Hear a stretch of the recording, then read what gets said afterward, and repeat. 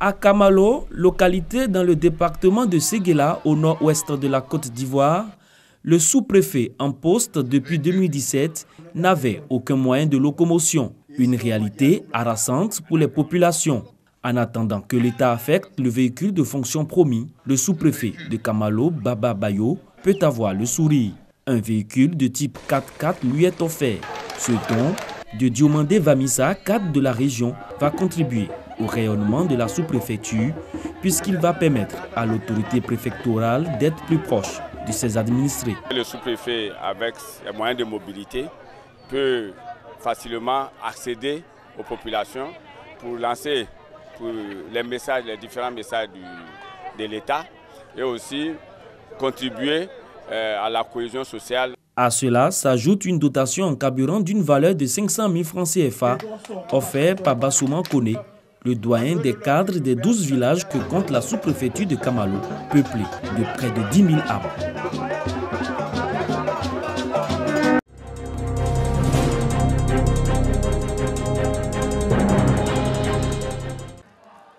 Bamba Abiba, élève en classe de 5e, a 3 caries dentaires. Une pathologie qu'elle vient de découvrir après une consultation. Depuis que je suis née, on ne m'a jamais dit que j'ai carie, mais aujourd'hui, on me dit que j'ai carie. Si Abiba peut déjà traiter ses caries pour éviter des rages dentaires, ce n'est pas le cas de plusieurs élèves du département de Mankono. Le profil épidémiologique des élèves dans le Béret a montré que 30% des élèves ont une carie dentaire. C'est quoi donc une carie dentaire? La carie, c'est une pourriture de la dent. Les aliments qui sont en bouche vont fermenter et devenir acides. Et l'acide, à la longue, va s'attaquer à l'émail de la dent. Il faut se brosser 2 fois par jour. Il faut se brosser correctement les dents après les repas. Pour réduire les absences répétées pour cause de caries dentaires et autres maladies liées à la dent, une journée bucco-dentaire gratuite a été initiée. Une initiative du district sanitaire de Mankono soutenue par l'ONG Secours Dentaire Côte d'Ivoire. Ce 20 mars est la journée mondiale bucco-dentaire. Donc le district sanitaire a décidé d'organiser une journée bucco-dentaire destinée aux élèves.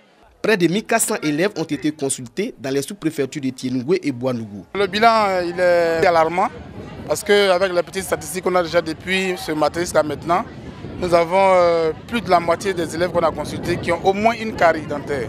Selon les données de l'Organisation mondiale de la santé, 60 à 90% des enfants scolarisés dans le monde et près de 100% des adultes ont des caries. 15 à 20% des adultes ont des pathologies dentaires pouvant entraîner la perte de dents. Trouver une solution à la question des maladies dentaires, une journée mondiale de santé bucco-dentaire est organisée chaque 20 mars.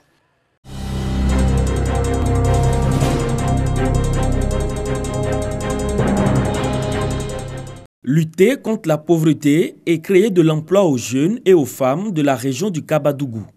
C'est à cela que le conseil régional s'attelle depuis quelques années et justement, une vingtaine de jeunes de la région viennent de recevoir des chèques pour un montant de près de 15 millions de francs CFA afin de financer des projets. En plus, plusieurs organisations agricoles ont reçu des bons d'enlèvement d'intrants et des produits phytosanitaires.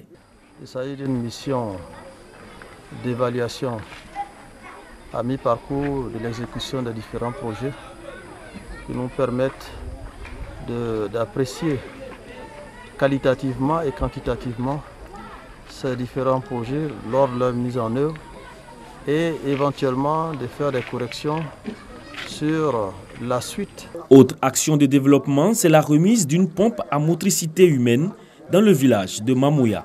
L'ouvrage, réalisé à plus de 14 millions de francs CFA par le Conseil régional du Kabadougou, va soulager les populations.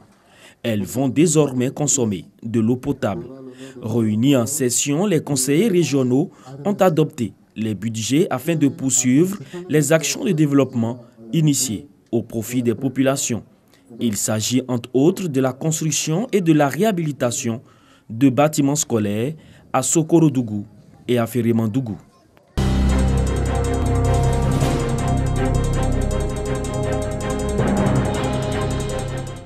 Long de 27 mètres, le pont reliant les localités de Guéyo et Soubré dans la région de la Nawa est construit sur la rivière Dobo. L'ouvrage d'une voie a été livré aux usagers après réhabilitation. Les travaux ont duré 2 mois et financés par une entreprise de la place. Ils ont consisté à renforcer les piliers, remplacer les anciennes poutres du tablier. Aussi, des panneaux de signalisation ont été installés pour faciliter la circulation. Qu'au total des réalisations, environ 100 millions de francs CFA. C'est une véritable prouesse pour permettre le désenclavement de cette région. Nous sommes sûrs que d'autres œuvres vont suivre. C'est donc la grande joie chez les populations de Gueyo et Soubré qui vont renouer le contact après 2 années de séparation du fait de la dégradation du pont. Élus, autorités administratives et cadres, tous se réjouissent de l'œuvre. Une chose est d'avoir un ouvrage, l'autre est de le conserver en bonne et due forme. Par nos populations, comment faire en sorte que ce débat puisse perdurer dans le temps. Nous venons de procéder à l'inauguration du pont sur la Dévo, pont qui a fait que la route entre Gueyo et Soubré était fermée pendant plus de 2 ans. Ce pont vient d'être réhabilité. Le pont réhabilité a été baptisé Marwan Al-Anis. Il vient ainsi effacer des mauvais souvenirs vécus par les populations de ces localités durant plus de 20 mois.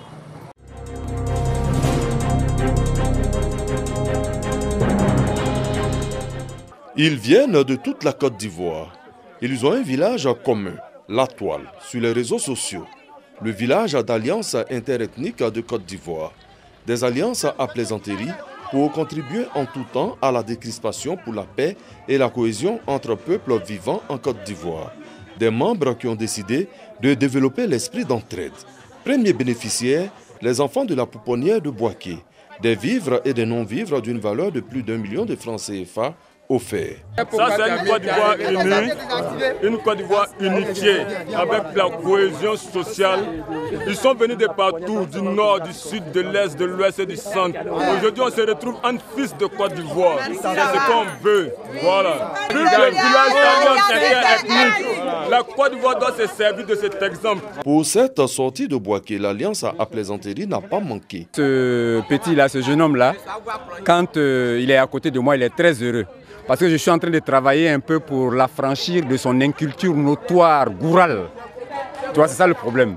Donc il est en train de bien apprendre à mes côtés et c'est bien pour lui. Bito Patrice Zounet. Voilà, c'est le nom de Bito. Et quand on attend Pi déjà, ça veut dire fils. Ça veut dire fils. Ça veut dire fils. Donc, il a dit, attends, il y a école. Il y a école. Non. Les membres du village d'alliance interethnique entendent se retrouver régulièrement pour mener d'autres actions qui collent bien avec leur vision, cohésion, paix, entraide.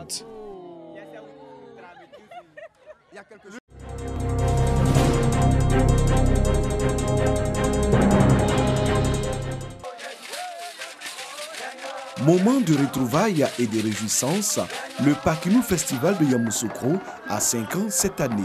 Pour l'édition 2018, 6 sites ont été retenus pour servir de point d'ancrage et d'éclatement de ces journées récréatives. Il s'agit d'Akbesekro, Saabo, Ngatakro, Oussoussou, Morofé, Alagouangbessou.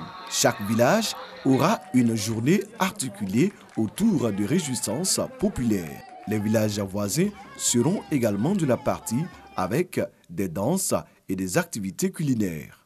Il y aura à l'espace Pakikro de la cité, il y a un village, il y a des expositions. 10 communautés ont été sélectionnées pour cela et ça nous permettra de mettre en exergue notre riche patrimoine vestimentaire. Au niveau de la ville de Yamoussoukro, le village Pakikro va proposer des expositions et des animations variées, notamment les concours de beauté pour femmes, Black Laman et pour hommes, Banflin. Des campagnes de sensibilisation, des distributions de déparasitants et de moustiquaires imprégnés vont agrémenter le volet social. Le maire Nyangwe Kwaku Jean et le conseil municipal, en collaboration avec la direction régionale du tourisme, entendent offrir aux populations des instants de divertissement et de valorisation du riche patrimoine culturel baoulé.